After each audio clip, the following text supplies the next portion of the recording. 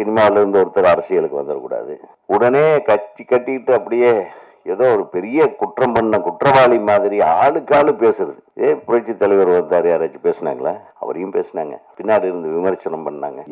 எந்த ஒரு நடிகர், இப்போ விஜய் சார் எடுத்துங்க, அது நம்ம திரைத்துறையிலிருந்து வந்திருக்கிறாரு விஜய் அவர்கள். அவர்களை பாராட்டிட்டு போறதுல என்ன தப்பு இருக்கு? அதை ஒரு பெரிய பேச்சு பொருளாக்கி அவர் இன்னும் அரசியல் பண்ணவே ஆரம்பிக்கல. முதல் மேடையில பேசியிருக்காரு, இரண்டாவது மேடையில பேசியிருக்காரு. அடுத்தது அரசியலுடைய நகர்வுகளை எப்படி கொண்டு போக போறாருன்னு யாருக்கும் தெரியாது. அதுக்குள்ள அவரை கட்டம் கட்டி அப்படி இப்படி இவங்க நகர்த்துறாங்க வெளியிலிருந்து. எதுக்கு? நல்லா வரட்டும், அவர் ஒரு மாற்றத்தை கொண்டு வரட்டும். இதுல என்ன இருக்கு? யாரு வேணாலும் அரசால வரலாம், யாரு வேணாலும் சினிமாவுக்கு வரலாம். எங்களுக்கு சினிமாவும் அரசியலும் ஒண்ணுதான். கரெக்டா? பேரறிஞர் அண்ணா திரைப்படத்துக்கு வசனம் எழுதியார். கலைஞர் அவர்கள் திரைப்படத்துறையிலே வசனம் எழுதினார், தயாரிப்பாளராக இருந்தார். புரட்சி தலைவர் உங்களுக்கு தெரியவே தெரியாது, சினிமா உலகையே ஆண்டவர்.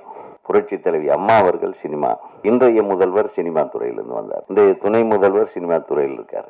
சினிமா துறையில் இருந்து தாங்க நம்ம தமிழ்நாட்டுக்கு முதல்வர்கள் உருவாகிறார்கள். இதுல எந்த விதத்திலையும் சந்தேகம் இல்லை. வரட்டுமே, உருவாகட்டுமே.